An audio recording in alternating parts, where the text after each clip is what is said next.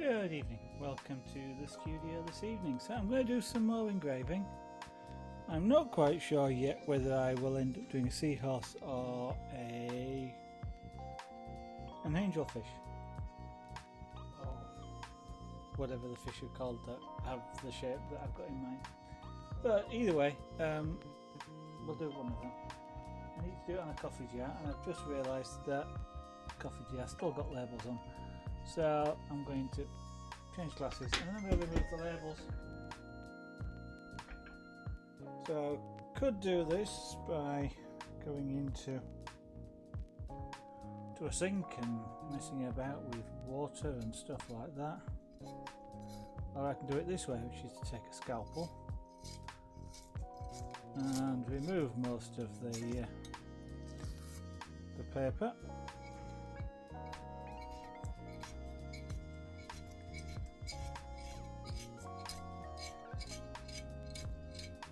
And then we'll remove most of the glue. Sometimes some of this is stuck better than other times.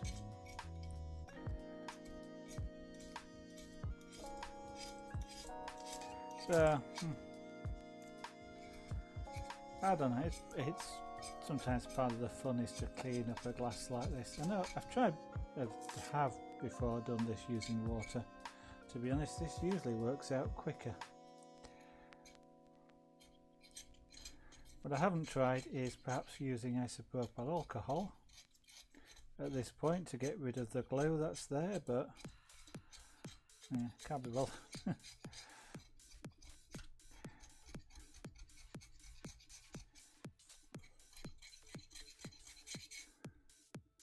I could do with it, I guess, I suppose I could use a polishing wheel, but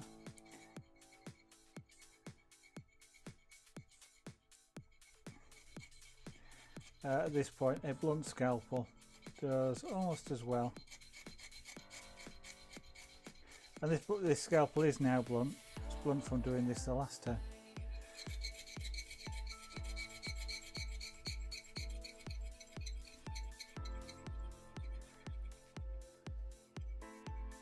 But then again, it was already blunt, well, relatively speaking blunt. I wouldn't have particularly used this for anything that I wanted to do some decent cutting on. When I did this the last time. I don't like sort of, wasting razor blades. They're not razor blades, they're scalpel blades. They're not particularly cheap to buy. They're not expensive. They're not particularly not expensive when you buy them in a quantity. But they're not cheap either. And if you really want to keep a very sharp razor blade, then you possibly do. I keep saying razor blade, scalpel blade. Then you do end up going through quite a few of them when you're doing things.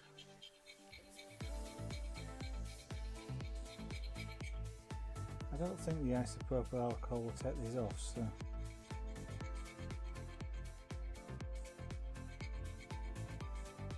That's kind of why I'm doing this. I suppose what I should do is just check. Might as well check because it doesn't cost much to check. I just need some paper. A bit of tissue will do the job.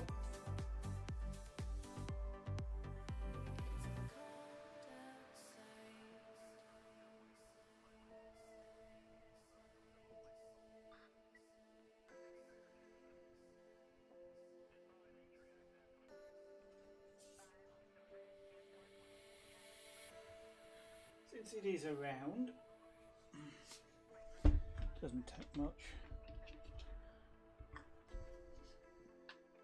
A little bit on a rag, and it's going to do what I thought it would do, which is degrease. Degrease it. It's not a fantastically strong solvent, isn't isopropyl alcohol? So the fact that it didn't remove that doesn't surprise me in the slightest. So I could use a polishing wheel. There again, that could also contaminate the polishing wheel. clog up the very small abrasive particles that are embedded in it, and in doing so then it just won't work.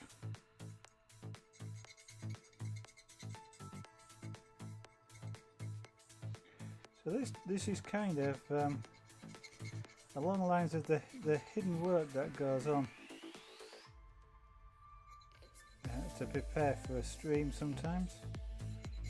Although usually I've done this in advance just because I've done it in advance, but it is one of those things that I have to do, and you don't usually get to see on stream, because of course I start the stream by possibly actively engraving this, or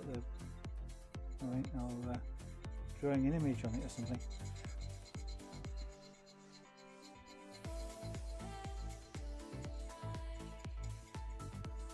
So this time you're getting to see everything from the start, from a jar as I empty it of coffee, through to me actually putting an engraving tool to the glass. Well, apart from the bit where I spent some time looking at pictures of seahorses.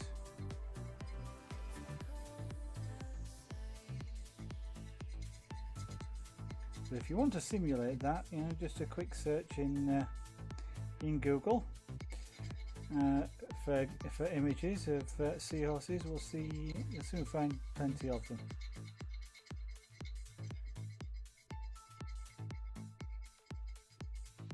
Didn't have to go far to look for pictures of angelfish, since the PC that is doing the broadcasting for this has a custom painted case, and that custom painted case has got angelfish painted on it. It's painted a bit like a sea life aquarium, so lovely blue water with sea life in it. So there's angelfish in there, damsonfish and clownfish. There's at least one turtle. I think there's a dolphin. I'm not sure about a killer whale, can't remember. But there is also some rays. So the case has been custom airbrushed,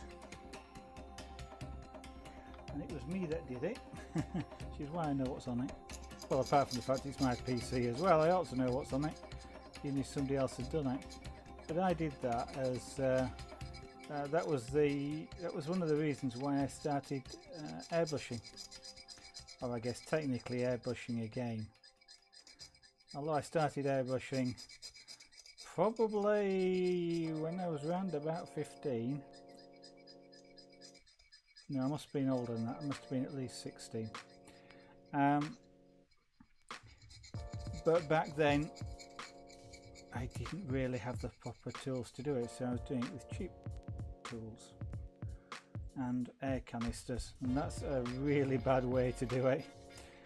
You go through air canisters, and they're not cheap. You go through air canisters really quickly, to the point where it's well, whoever's selling them, because they were, the canisters even back then were not cheap. It must have been money for money for a can of air. Yeah, they last about 5 minutes, which was ridiculous, even for just using it like a fast paintbrush, because it was the first paintbrush I ever got. A single action paintbrush. It was marketed for painting models, and you literally with the air cylinders that they sold, you had about 5 minutes of air. Now whether you can actually physically paint a model in 5 minutes, I don't know. You probably didn't get a chance to do anything more than just sort of lay the paint on as quickly as absolutely possible. It certainly would be better to use a spray can than that. But luckily back then I kind of recognised that you know, the fact that I wasn't getting on with it very well was probably down to the tools. But it's was some 20 years later before I went back to it and actually got some proper airbrushing tools, and that was because I was building a new PC at the time, or I was about to build a new PC at the time, and I wanted to have a unique case. Now, I'm not particularly one for windows on cases.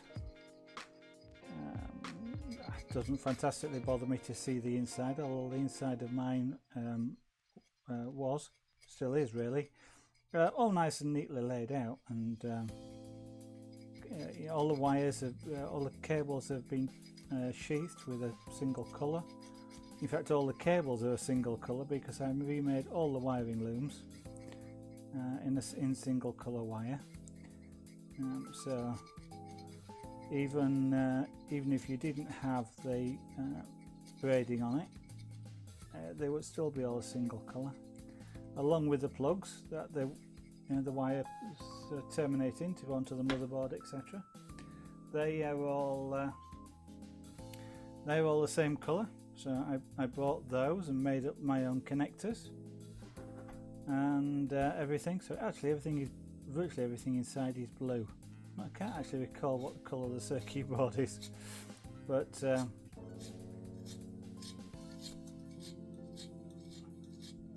it's water cooled as well, and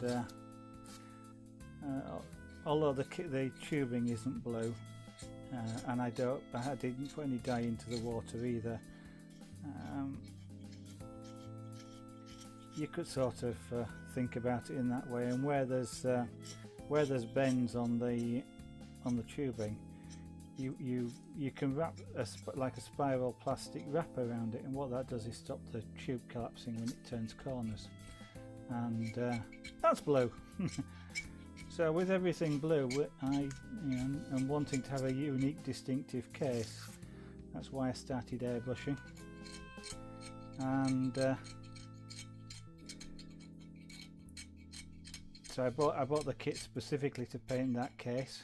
So other than sort of lots of plastic practice, which was of dots and lines and what they call dagger strokes, then the computer case was the first thing I ever painted.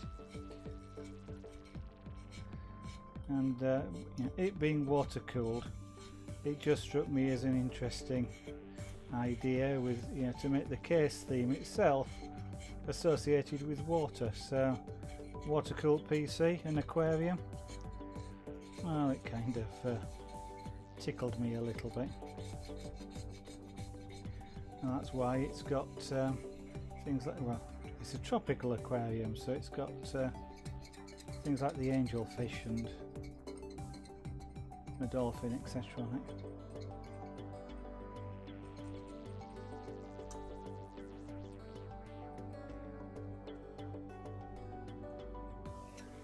Now, as I'm not doing this side of the bottle tonight, I could leave it, but I'm not one to half finish a job. Well, other than lots of half finished projects around. Yeah. But the intent is to finish them, so I am just going to finish cleaning this side of the bottle down.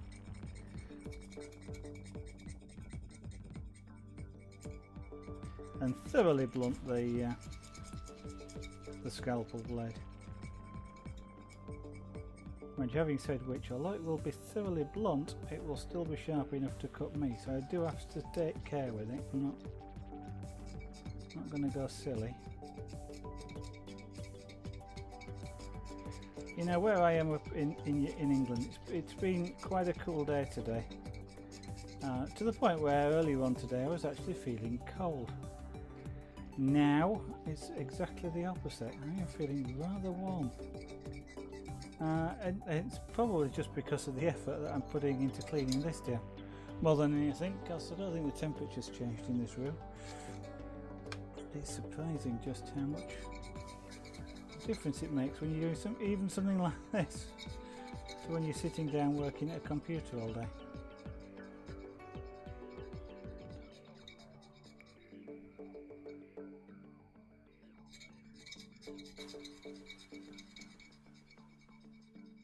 So the scraping on this noise obviously isn't as bad as the engraving will be, but it's still got that slight fingers on blackboard sort of feel. Does the sound? Yeah. Oh, what I am? No. I'm getting a bit tired of doing this, and I do feel like grabbing the polishing wheel and polishing it off, but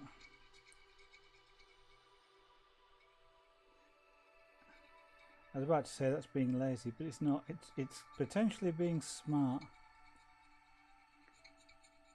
Work smarter, not harder. Yeah. So if there's a tool that will do this job, why do it by hand?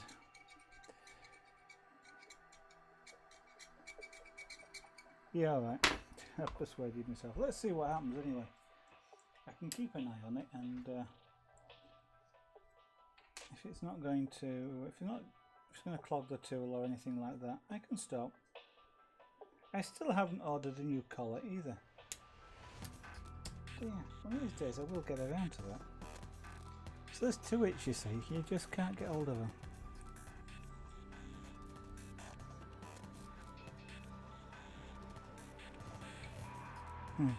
Why doesn't that surprise me?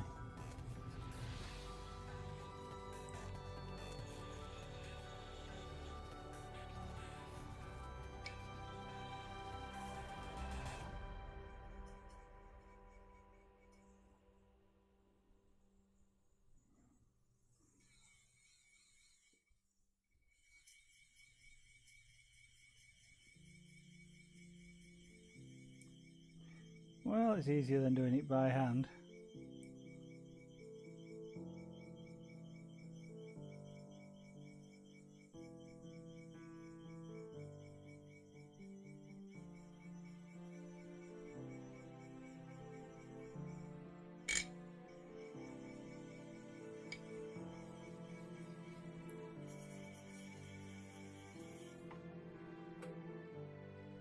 No, it's not doing too bad. I was kind of a little bit worried that it might clog the tool. It doesn't look to be doing that.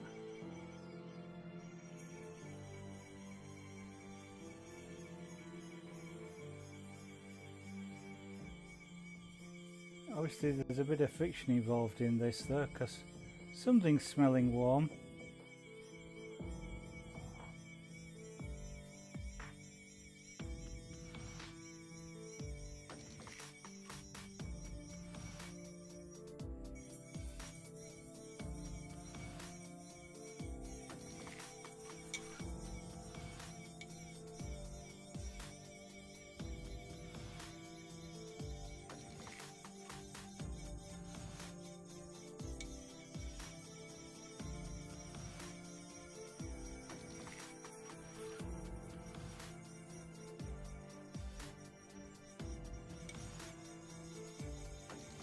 Well, there we go. I guess they're right. Work smarter rather than harder.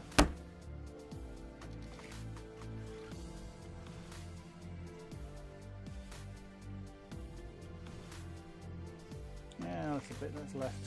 Okay, let's get that off as well. Let's finish the job properly.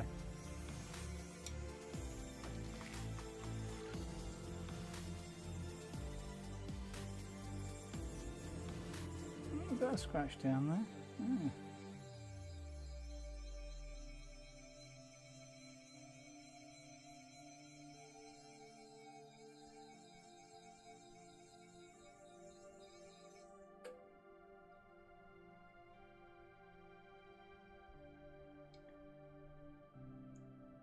Oh, actually the glass is surprisingly hot on the other side doing that.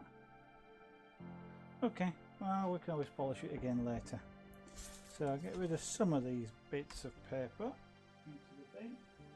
Right, so where's my pen? There. So, seahorse, shall we? Let's see about drawing a seahorse on here somewhere. Let's do on this side. So what we're going to do, we're going to have body,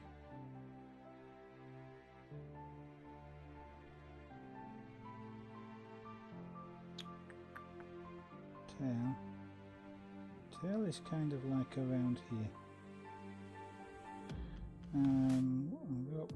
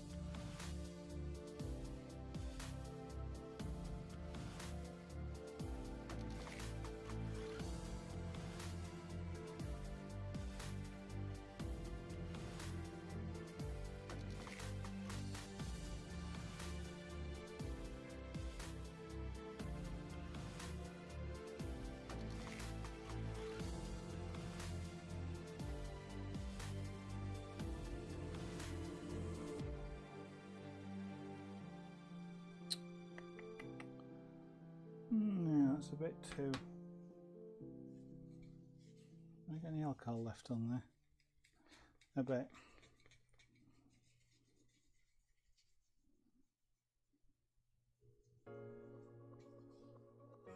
So that's one thing it does work for. There's my pen.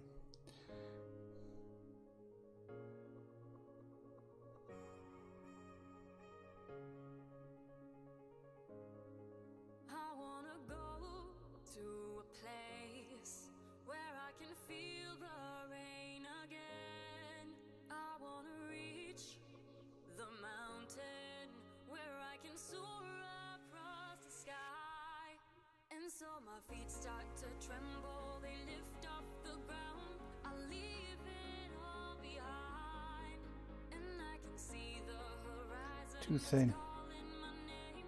I leave it all behind.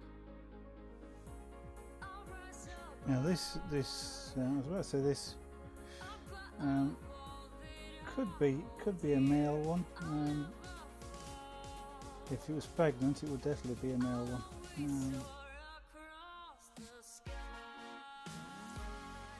So we're doing it with a slim body, so you can't actually tell.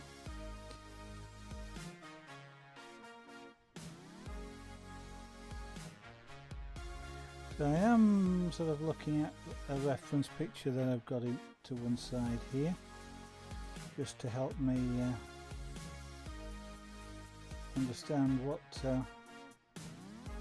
a seahorse looks like, roughly, which is roughly like that.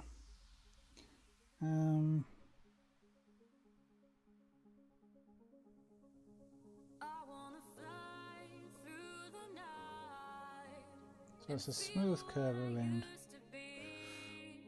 and then what we'd have off the back here is the tail fin, which is the main way in which it moves. So we'd then have an eye which is roughly about there. Okay, so that's probably a bit shorter. So something like that. So if we're going to do an angelfish, which for the moment I'm going to do on this side, what would we do that with?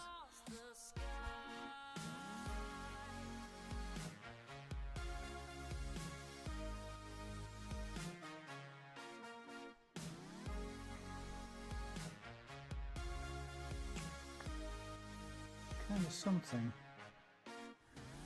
like that. And we've got the tail out there, and then probably what we'll end up having then is you've got usually something like a long tail there, something like that, yeah. and possibly then also something just off the top of the there.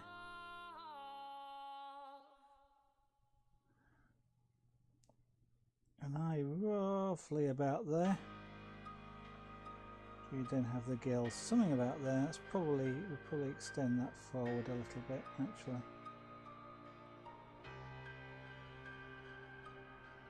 Like that, something like that maybe.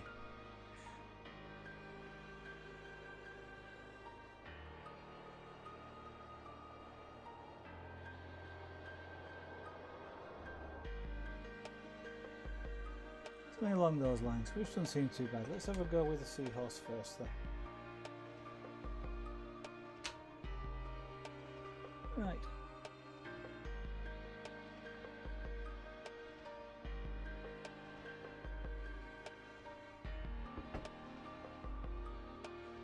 So I'm probably going to use the, well, I think I'm going to use the air drill for this, just because I can do make some really fine lines with it. This is where I get my fingers covered in black.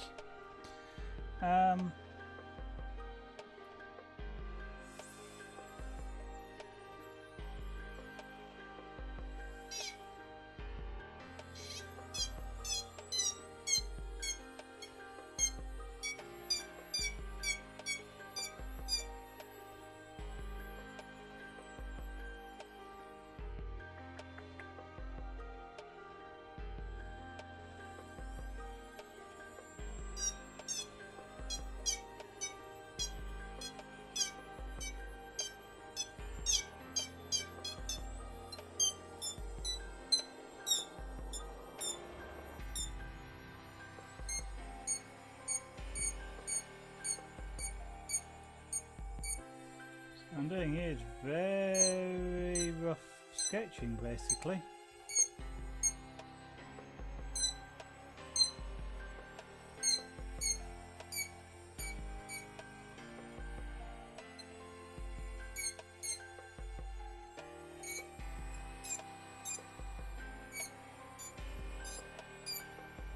I'm almost just sort of putting dotted lines in.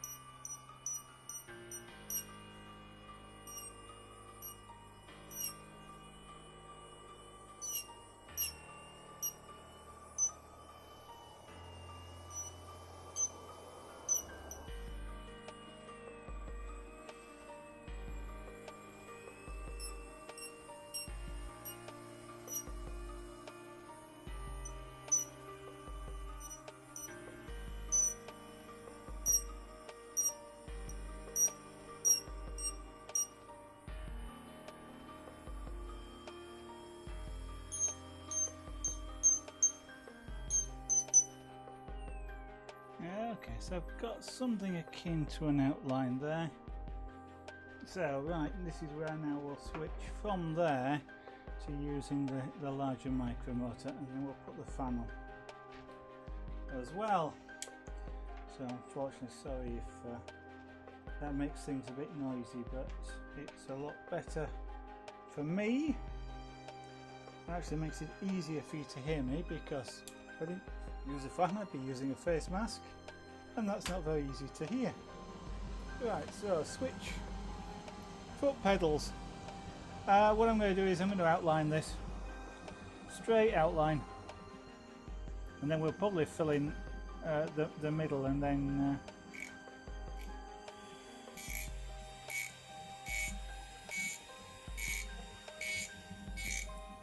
see about shading it.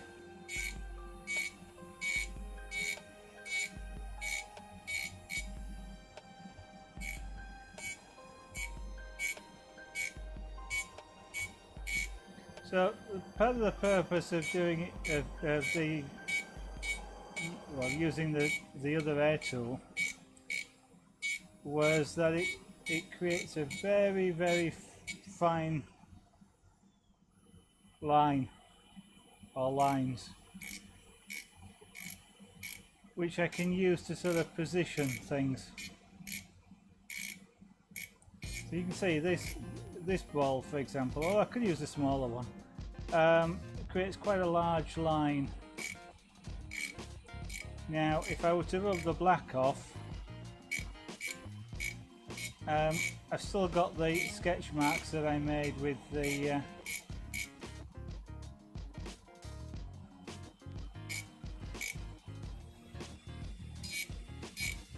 with the air tool. So I've got sort of an outline in place. That means that, you know, as I'm doing this, if I accidentally, for example, rub off the black, then that's not really a problem. As I say, I've got that got the sketch lines on underneath.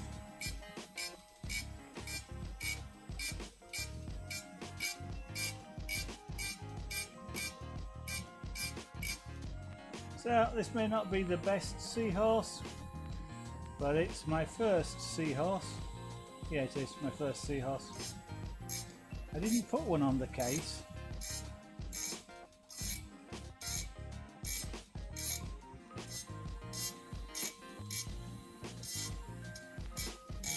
Although at this point in time, I'm not actually sure why I didn't put one on the case, but I didn't.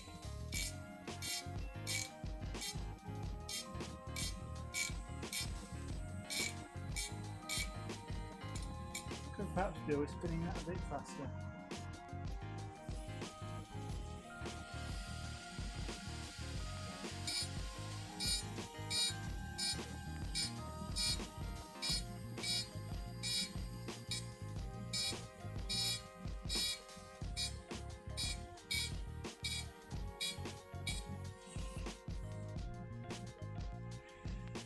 Now they usually look quite sort of bony ridgy, and we will actually add that in a while.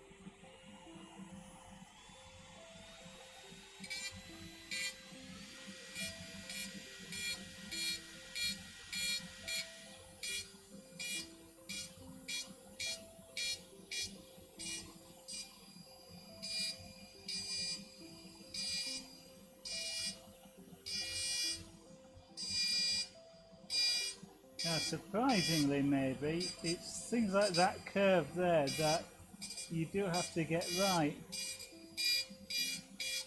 In terms of it being like a smooth curve, for example. If it doesn't look smooth, then it starts to look wrong.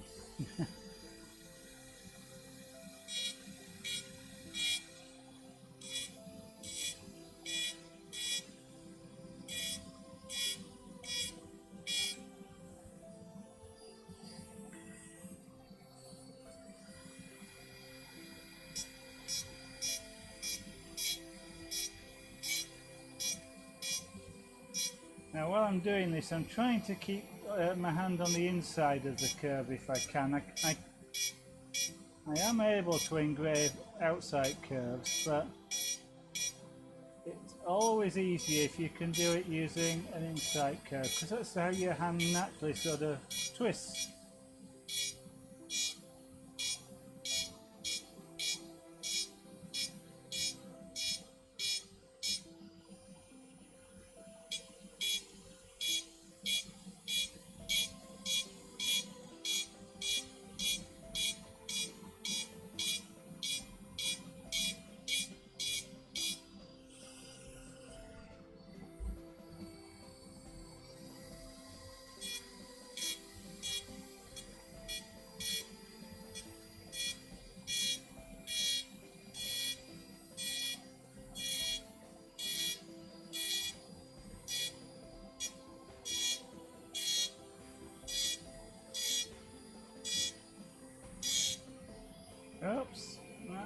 Actually, that wasn't so bad, but it almost went too far in.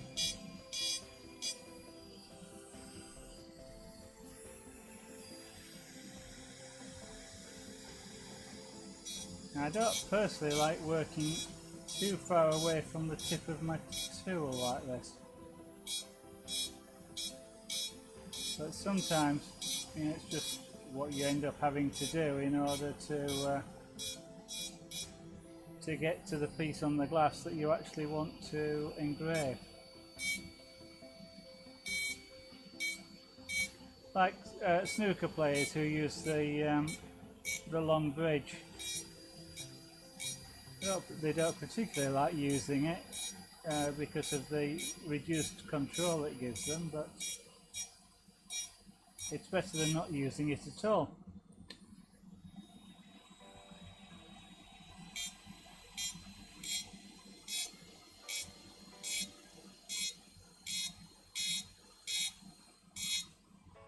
And because everybody, well, I'd say most people are used to using a pencil, doing things like this is easier when you get your fingers nearer the point.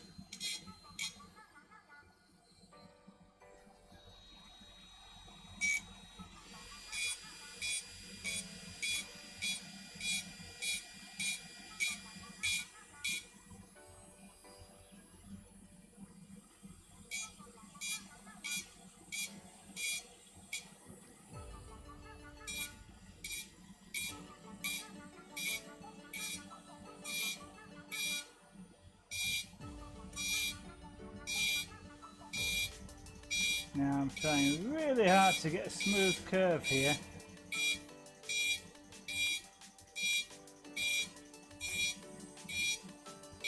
Which I will probably then make more jagged by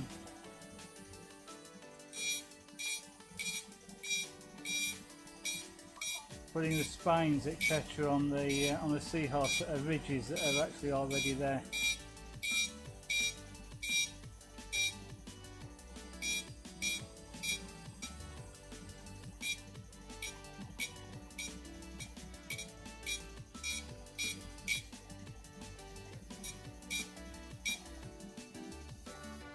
And we'll give him, just put his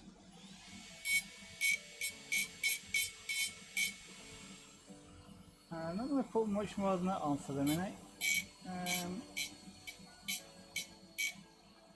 because I kind of want it to be quite a feathery tail. I'm not quite sure how I'm going to do that.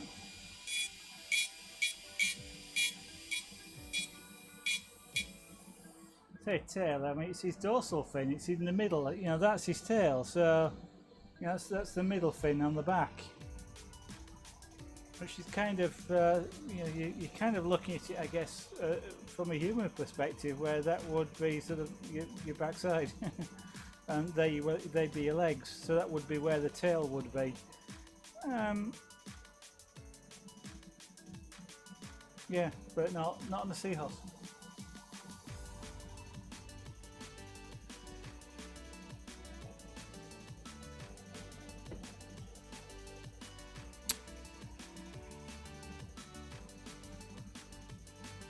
So I know just about where that's going to be. Let's, I think the eye's in about the right sort of place. Let's put it in.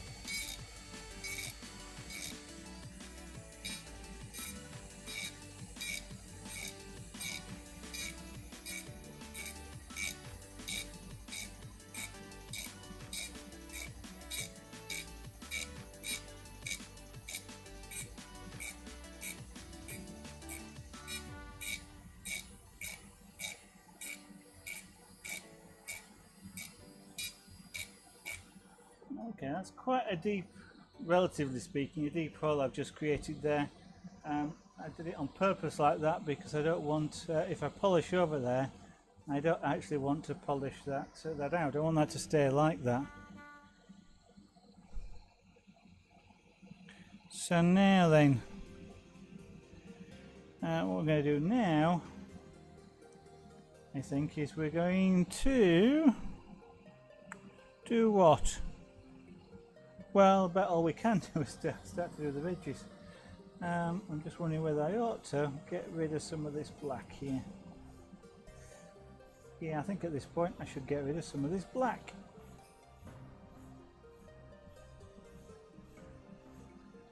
Alright, so we'll do this the easy way with the isopropyl.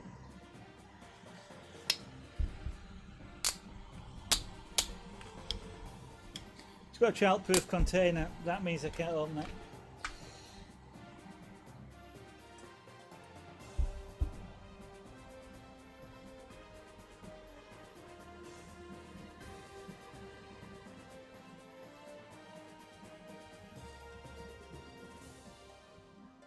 Oh, you didn't. Yes, you did.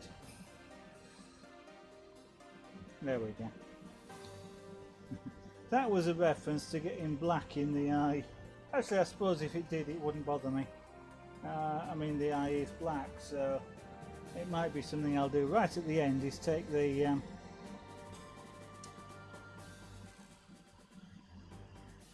black marker and you know, dot it actually in the eye. Then perhaps what I could do is maybe drop a little bit of glue over the top, which will then seal it in.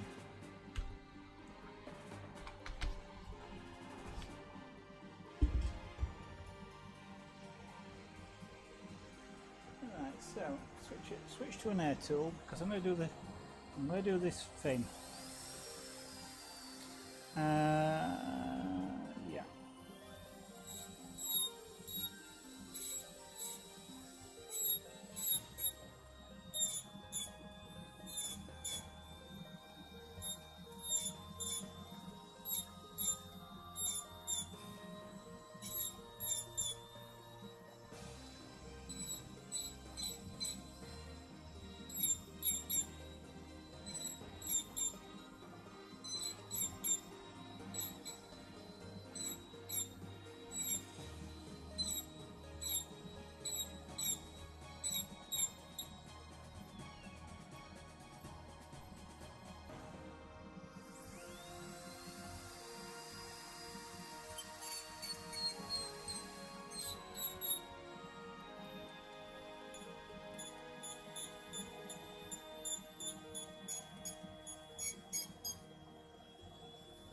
Now I'm doing relatively bold lines for kind of like the fin bones. What I'm doing here is really lightly touching the glass, barely touching it. So I'm just trying to create a really sort of fine scratches. I don't want anything deep, I just want really fine scratches, just at the moment, just at the edge, but I'm going to probably come back along the spines.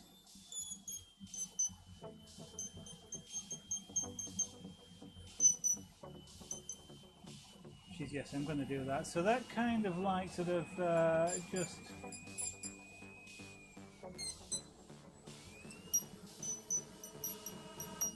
gives a slightly translucent effect.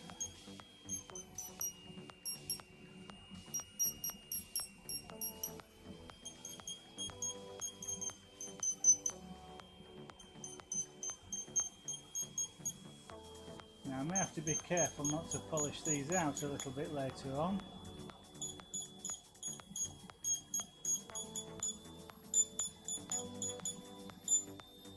So it's a bit like colouring in, just making a very few very fine scratch marks.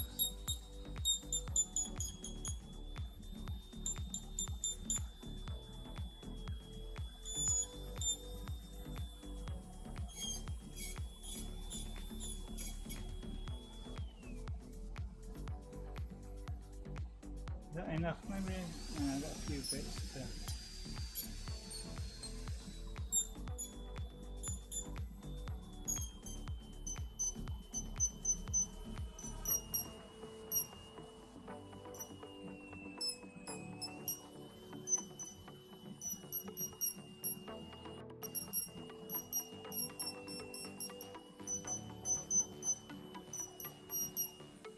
Now just concentrating here on not touching down too hard, so just making contact with the glass.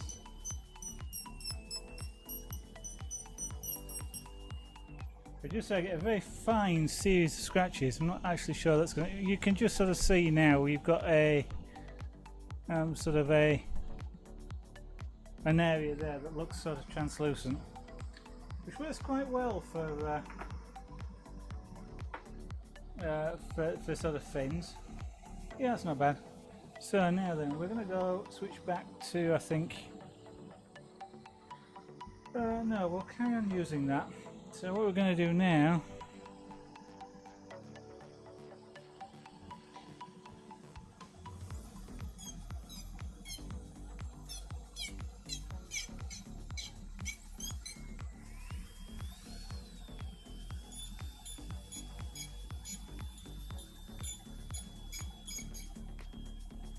so these would are kind of like the ridges that you get on a seahorse body. This, you know, I won't say spines because they're not, but kind of like a bony ridge.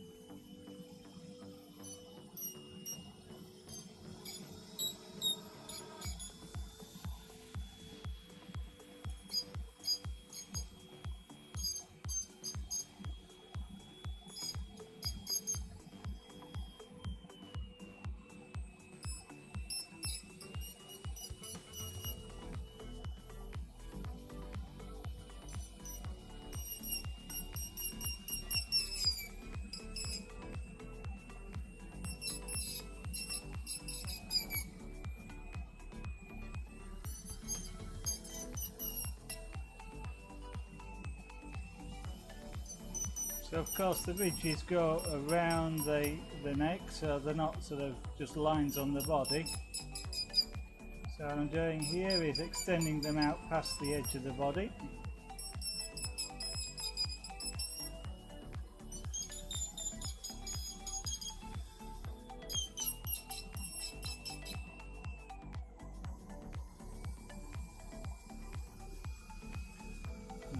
Where they go around where the fin is, that wouldn't happen, so we'll leave that alone.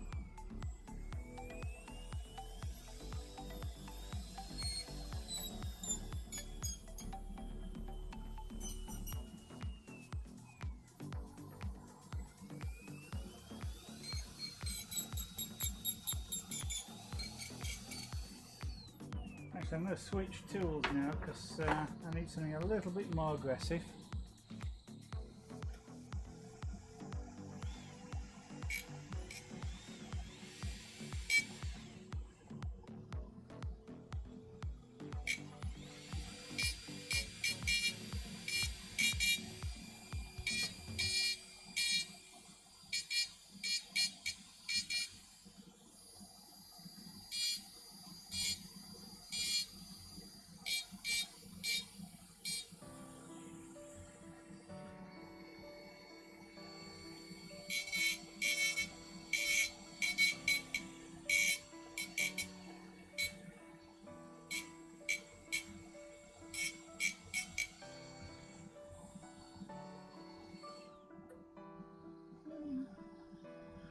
Yeah, okay, so we'll now get now switch to a stone. I think at this point I'm going to switch to one I haven't used for a little while. In fact, I haven't used on the stream at all, which is a flame shaped tool. So kind of like a candle flame sort of shape, which is why they call it a flame. So it's got a point, which is the point.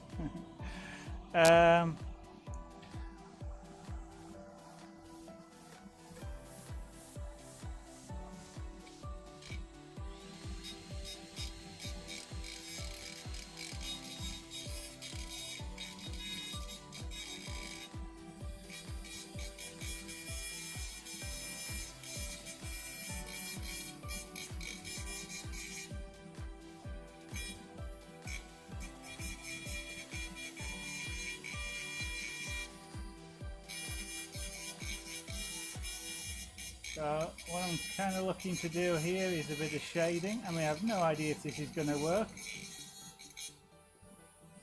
We'll find out.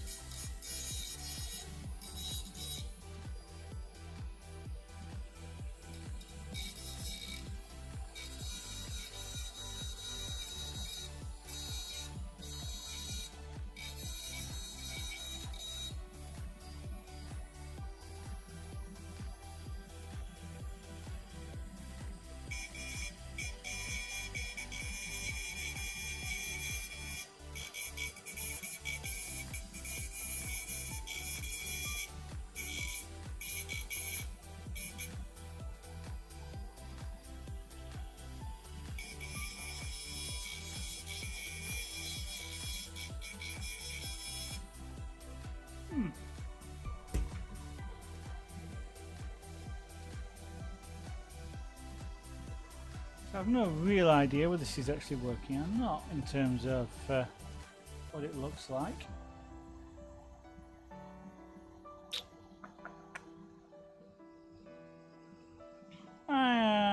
Actually, yeah, let's do it that way.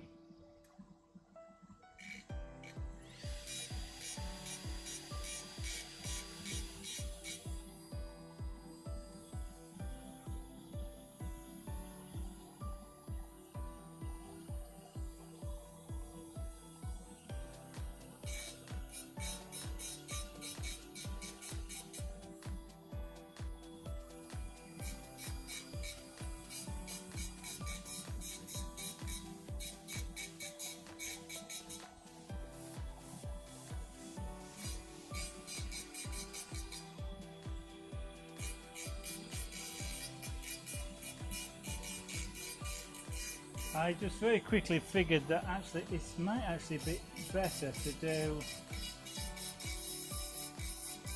with white as white.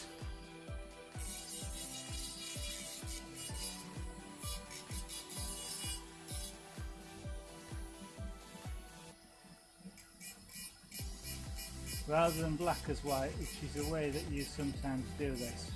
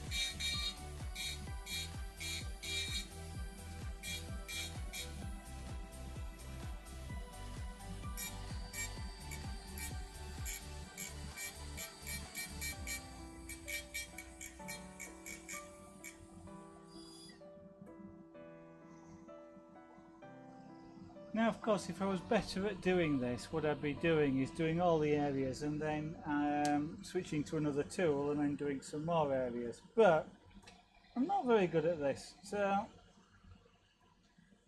we're going to be switching tools and doing bits at a time.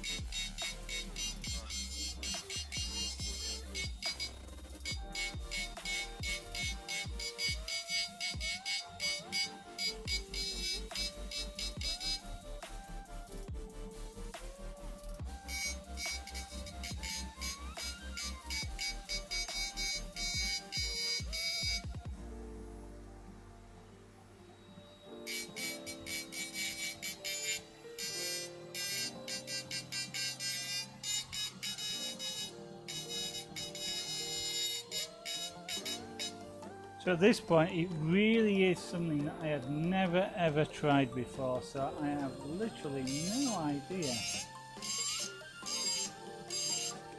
quite how this is going to turn out.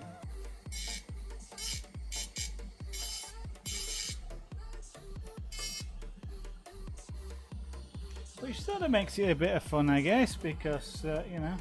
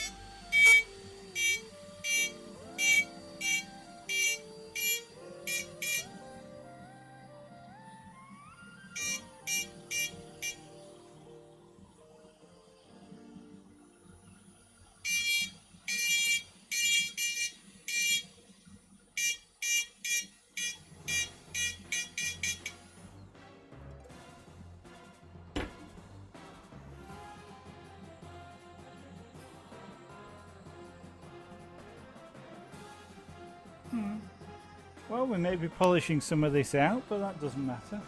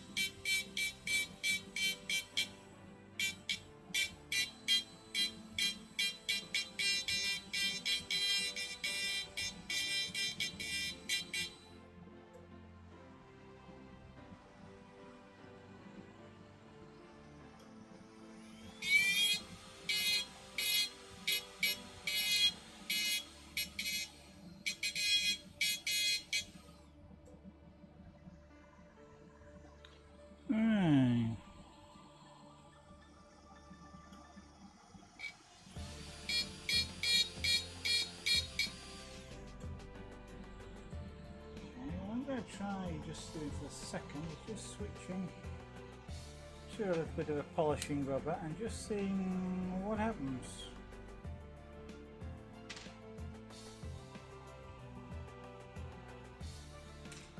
So this is really kind of a lot of experimentation because it's relatively brand new. Let me turn that down so that I don't spin this too fast.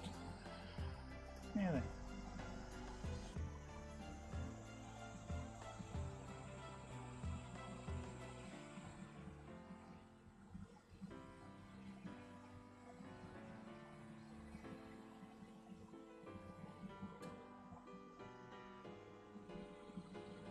Interesting.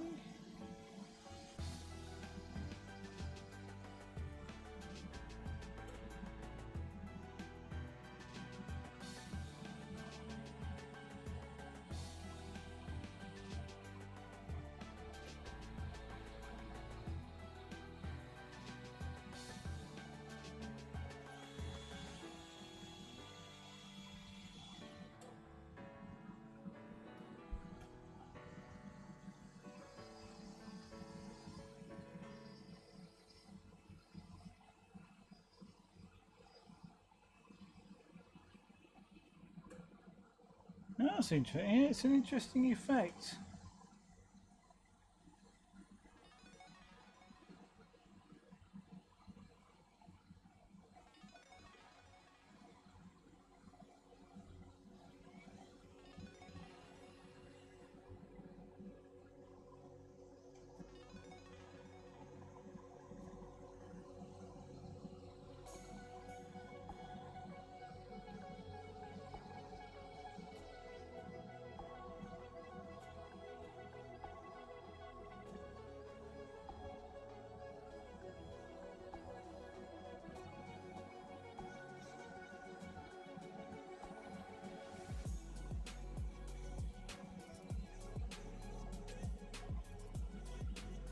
Yeah, which is useful because that tones things down a little bit.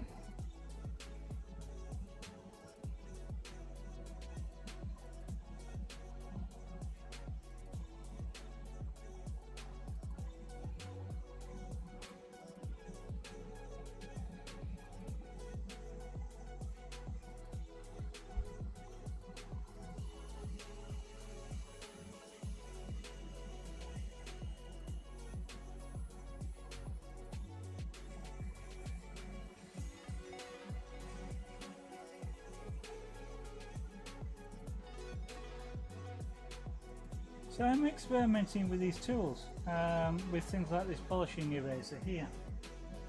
It's something I've not used, a bullet shaped one like this before. And it's proving interesting.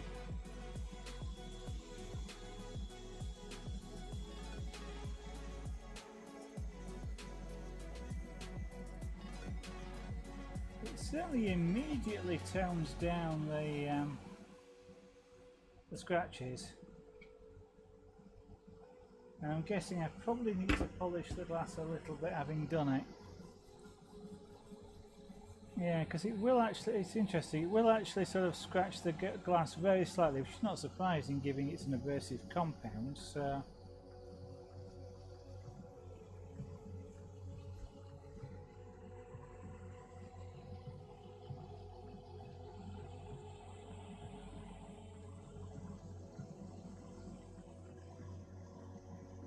yeah, definitely quite a bit of work to do obviously on this, but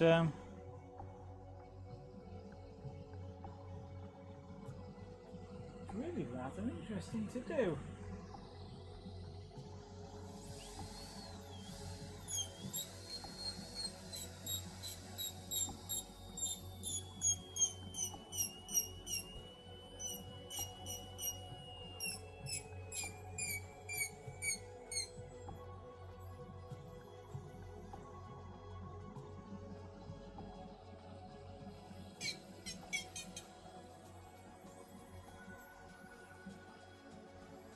Oh, I wonder.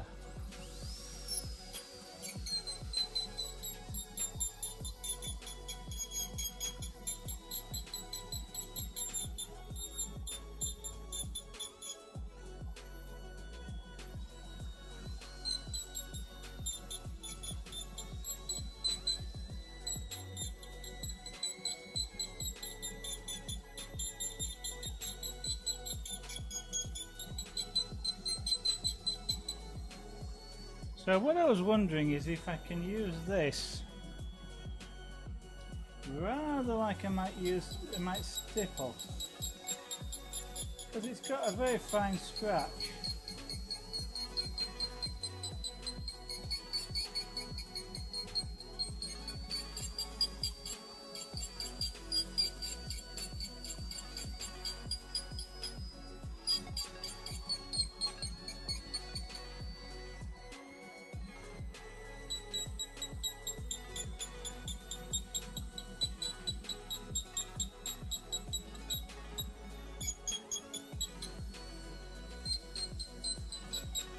I am kind of almost using it like I'd use a pencil to draw lots and lots and lots of lines.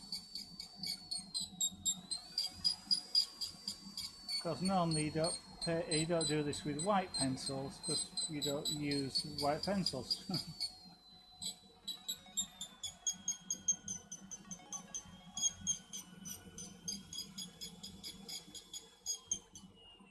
So it does kind of make it white without actually making it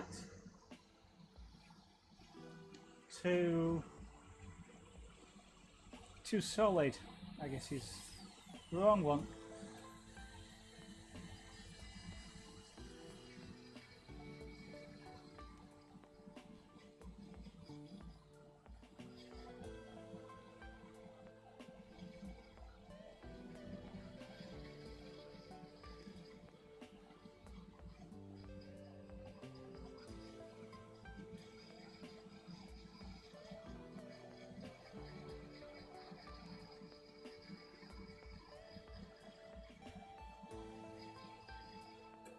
Now what I should be able to do is to keep coming back in and doing polishing and scratching and polishing and scratching. I want it to do that.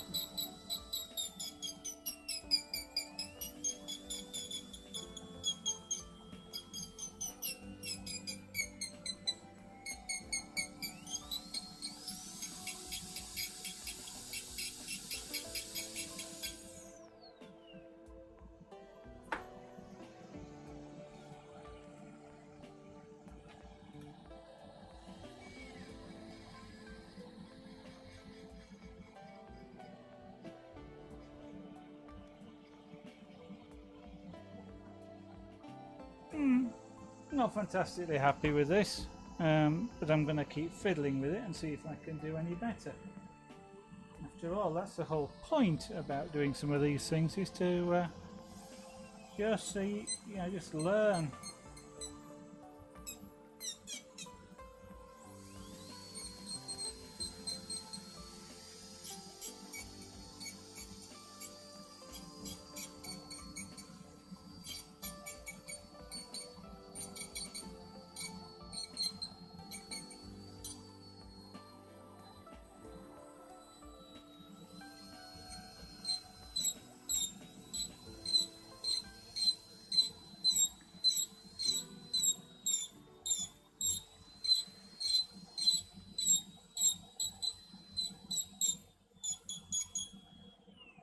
There's absolutely no point in sort of expecting, I guess, the first time you ever do anything for it to be absolutely perfect.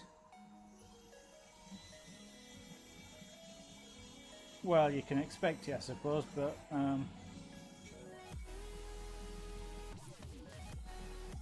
it's kind of daft if, well, what's this daft if it is? I mean, if you get something absolutely perfect first time, well done. I kind of don't expect I'll do that.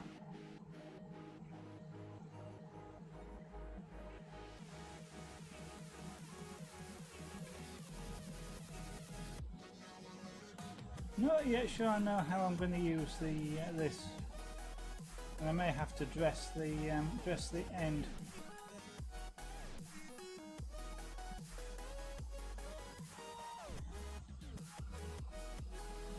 But we're getting there. We're learning a little bit what seems to be working, what doesn't seem to be working. I'm not really.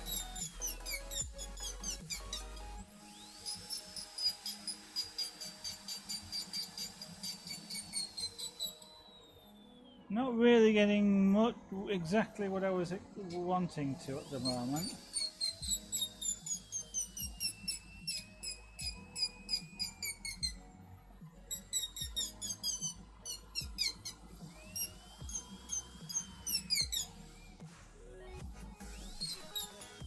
But you know what? Yeah, well, I don't care. Well, I do care. I mean, I would like to be able to do it, but if I'm not getting it that way, I am just going to continue practicing, and we'll just see how it goes.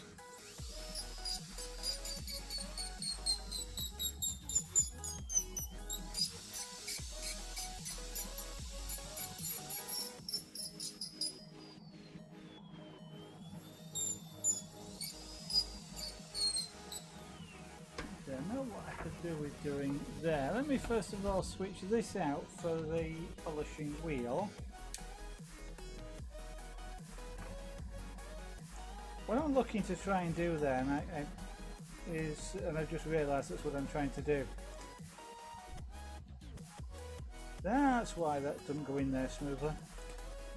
Is I'm looking to try and create a highlight just along the top edge of that forehead. I suppose it is a forehead. Wrong tool.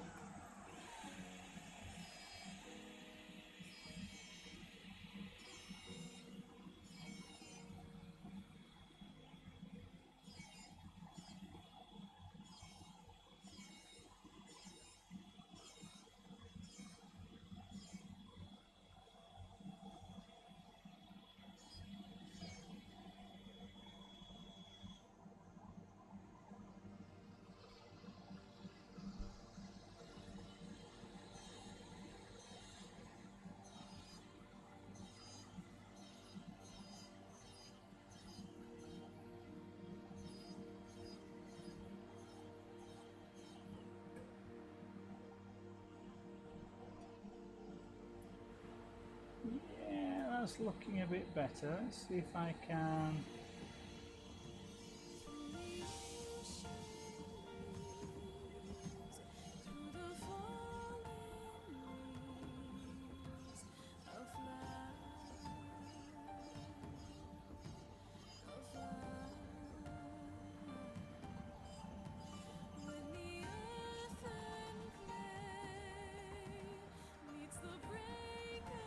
Now it's looking a bit better. Yeah. Okay.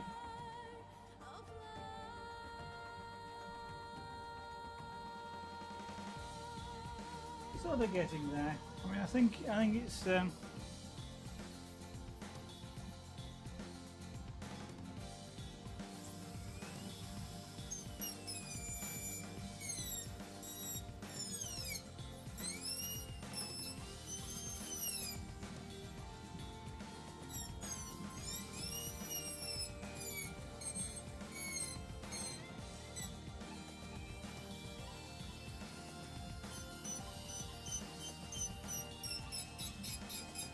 Definitely something I've got to learn. But, you know, as I keep saying, that's the whole point of doing this sort of stuff. I love learning things.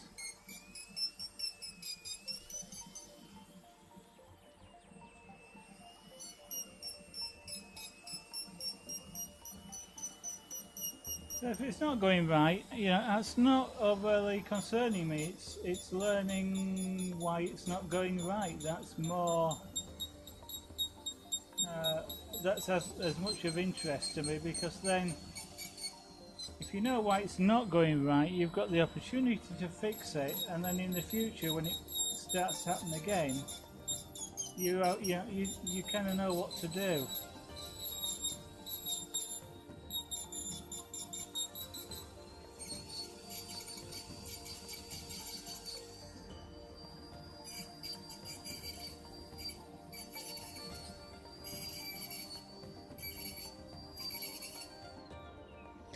It could be that I actually need to use more of a stone there rather than the diamond tool.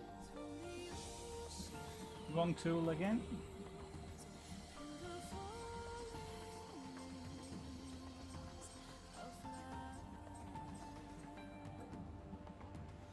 just because then that way what will happen is I'll get a whiter mark.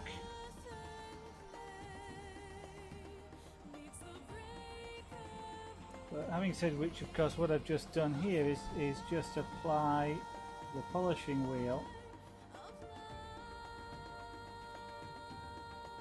to this area here, which is then sort of toned it down, which is sort of what I was after.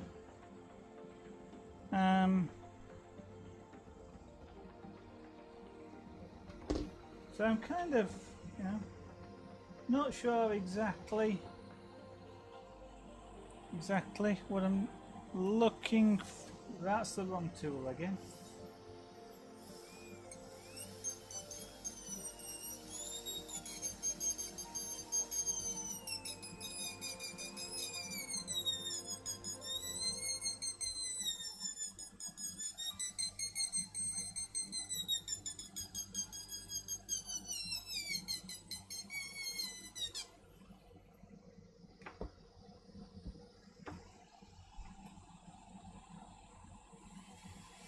Ow!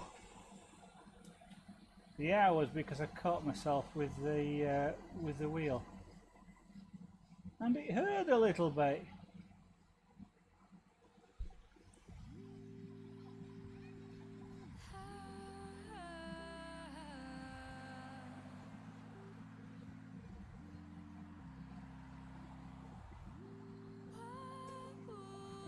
Okay, yeah, I like that. So what I was just doing there is I've just scratched it basically, not a lot, a bit, and then I've toned it down with the polisher. So I've started to polish the scratching out, and what I'm getting is a darker tone, but I'm actually filling in the body.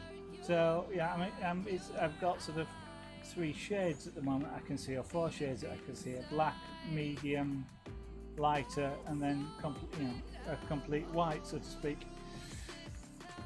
So it's giving me some flexibility as to just what I do with that, which I quite like.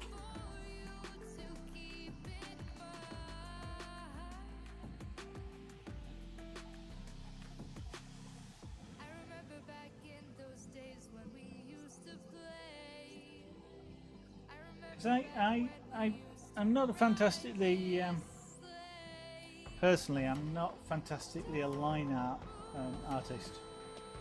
I am more sort of an image artist, so I like working with the shades and the shading to create, you know, this, to some extent, this outline that I've got here is foreign to me.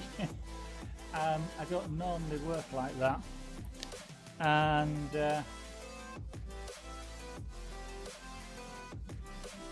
yeah, and then colour it in, so to speak, which is what I'm doing here. So it's kind of practicing with a new technique in a way, but I do sort of like working without the outlines and using the shading to tell the shape rather than a sort of a solid outline. That's, but of course, if I can't, you know, can't do it, I can't do it. But it's another outlining like this and then colouring in is just something new to me, to see what it's like, how I do it.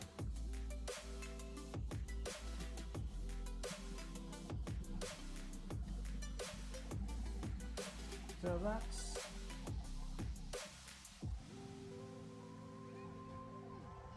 kind of like a football. So all right, okay.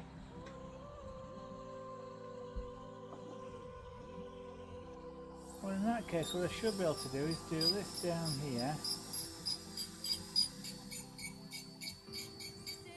So I can use a combination of lots of thin scratches, or more of the stone-based scratching, which tends to be a little bit more sort of solid looking. Now switch tools again.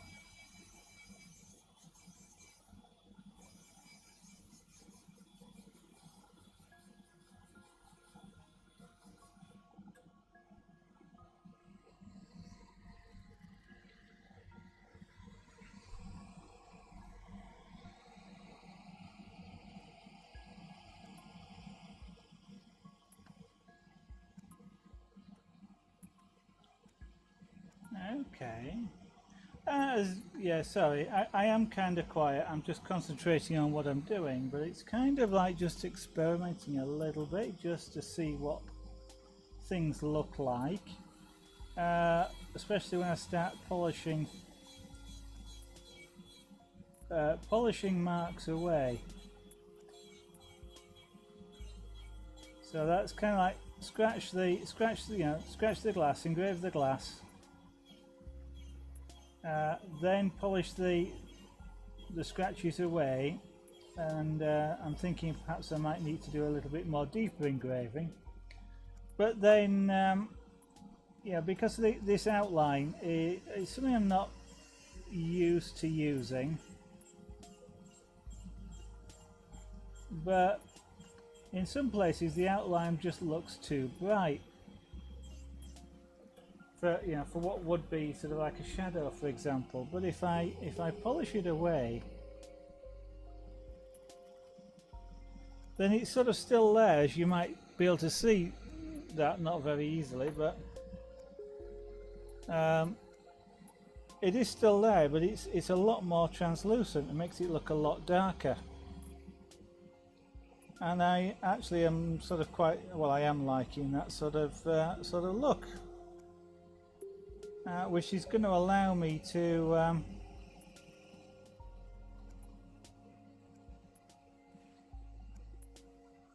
do the same thing all around the tail. Really, I am actually sort of looking and going, you know what? It looks a little bit untidy though.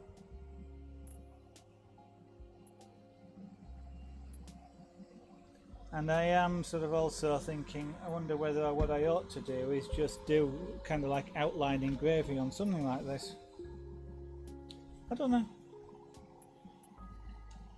If I knew the answers, I wouldn't be experimenting.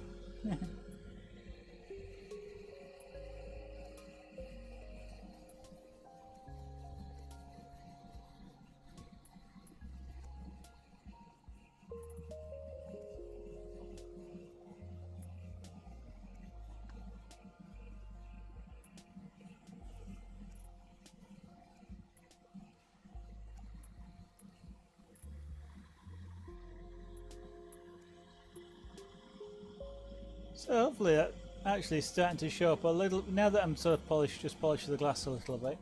You can start to see that a little bit better. And I've got to remember there's about half a second to a second delay on the camera that I'm looking at. Yeah, it sort of looks slightly untidy to me down here. Maybe have to polish it perhaps with a finer polish just to keep a smooth edge.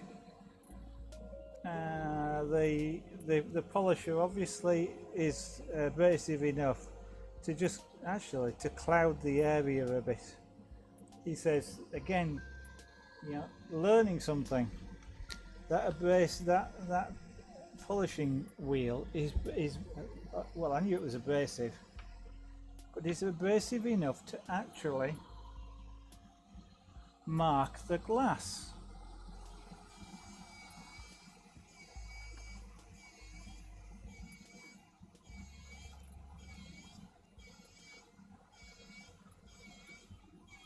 So this is an experiment at this point to purposely see if I can mark the glass, and if I do mark the glass, just what it looks like.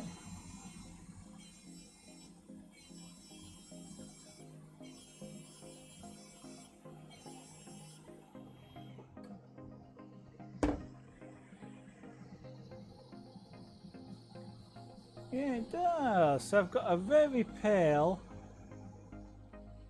colour there, or shade there.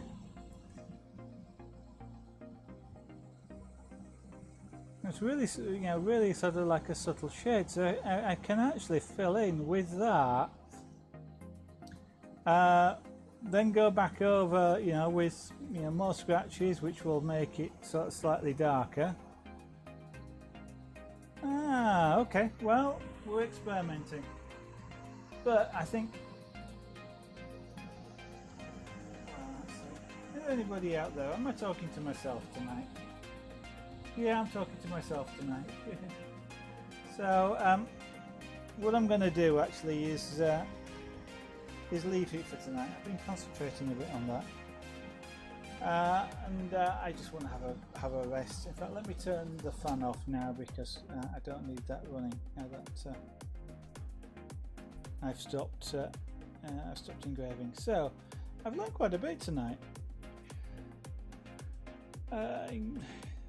In terms of this, I mean, this is kind of a different style of engraving. What I used to do is engrave on flat plates, and it's a slightly different. Well, it's kind of similar but slightly different. But I sort of didn't work like this. You know, if you pick your subjects, it's something new. So I've never done a seahorse before. I've never done. What I'm looking for here is a more. Oh, what's the word I'm looking for? I don't know. I'm not looking for a cartoon style. Now the outline often is a cartoon style, but I'm kind of looking for something that's a little bit. What I'm trying to do is trying to make three-dimensional looking engraving. That might not be the right way of doing it. I don't know. I'm just learning really, and what I have learned is that I can use the dental drill and create lots of tiny fine scratches like up here, and that gives me a look. It also gives me a shade. What I already knew, because it's a technique I've used before, is I can scratch something and then polish it, and that makes it more translucent, less white. So it's sort of a, if you think it's white to black, black being uncoloured glass, then you know it's an intermediate stage. What I have just realised tonight, and just recently, is that if I polish the glass with a sort of a, it's obvious in a way, but with an abrasive polisher.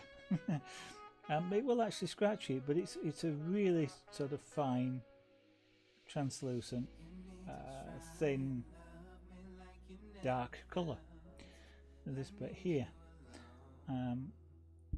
It also means I've got to be really careful when I am polishing edges, because I've got what looks like a rough edge to me there, and I'd like that to be smooth. But whether that means using a really fine polish, I'm not sure. Or maybe I just smooth it off. We'll see. You know, I keep saying I'm learning, and that's the whole point. Is to learn how to do things like this. And using recycled glass containers is a good use for them really, and I get something at the end of it which hopefully will be quite pretty. So I've got the seahorse on this side and an angelfish on that side. I've got to think of something to put on there. What I may also do is sort of wrap a leaf around, you know, across the top, like seaweed, perhaps up, around, or behind. That could be something I'll do. So I've got to think of something to do on the two sides now. You know, it could be something that sort of is taller than wide almost, I suppose. If I want to sort of get anything of any size, which is obviously where the seahorse and the angelfish come in. Yeah, something like a dolphin, it would have to be up vertical. Now obviously they do swim upwards, but it kind of doesn't feel right to do something like that on there. I don't know, so if anybody's got any ideas, feel free to let me know.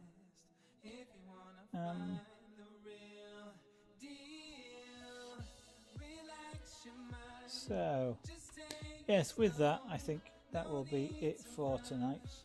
It's been a bit of a long day for me, and I'm getting a bit tired, and I don't want to be. You know, whilst the idea is to sort of learn from mistakes, shall we say, it doesn't mean making mistakes on purpose, or making mistakes accidentally. What I kind of mean by that is, if I make mistakes doing this because I thought that was a good way to do it,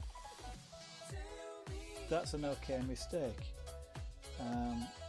If I make a mistake because I slip accidentally, that's sort of an okay mistake.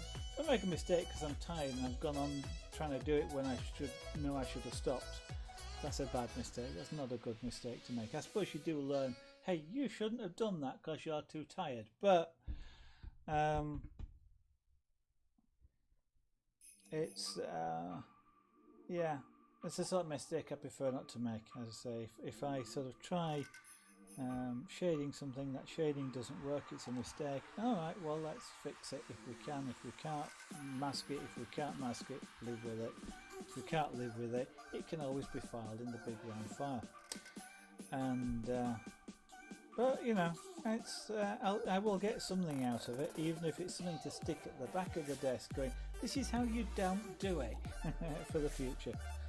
But you know, there's three sides. You can always hide one side. I mean, I can always, if it gets really, if I really think it's really that bad, I can just cover the whole thing with a, you know, just engrave the whole surface smooth. You know, colour it all in to act as a white background. You know, and then you've just got the other three sides. I suppose what I could have done was put some like coral and maybe sand looking down here, put little smaller fish around. That might be something to do on the sides. So, you know, colour the bottom in, around the bottom, like it would be like sand in a tank, for example.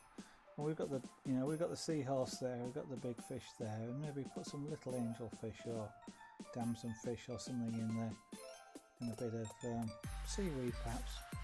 That might be something at least to do on one side, and if not on the other, if I can't think of something. Anyway, you know, feel free to follow the channel. You know, I'd be grateful if you did. It does help the channel. And if you're interested, of course, in seeing what's being done here, not only the glass engraving, but all the other things that we do. And if you would like to see some of the earlier Twitch archives, which are not on Twitch anymore, I am gradually uploading those onto YouTube. So it's youtube.com/SarahGarnett. Take a look there if you want to see any of the older Twitch broadcasts. They're going up in real time, and from time to time I'll put up a compressed time lapse of certain things that have been done on the stream. I'm also going to encourage you, if you would like to support the stream, to take a look at the subscription button that's up there. If you'd like to subscribe, the proceeds of which will go towards helping the channel. If you don't want to subscribe, that's okay. I'm doing this anyway, but it just means that I don't necessarily do as many new things as I would do, just because all materials and tools and things cost money, and I have to save up and work for them. Talking of saving up and working, if you're interested in jewellery, you will have seen me see these and that I'm wearing, and you'll have seen the pictures on the right hand side there. Which are all jewellery that's been made on stream. They're available in the Etsy shop. So sarahgarnett.etsy.com if you're interested in purchasing one of those or buying them for a present. I think they make great presents, and the people who have bought them as presents think they make great presents. So, you know, feel free to join them. I'm going to say goodnight for tonight.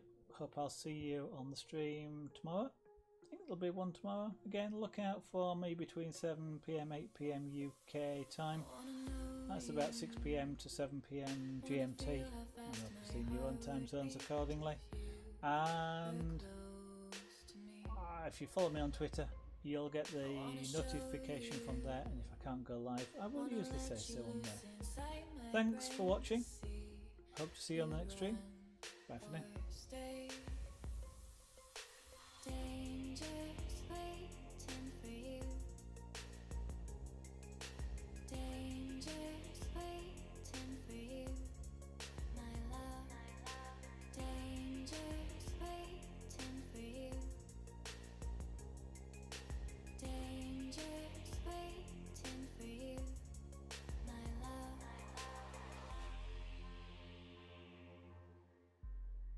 My love.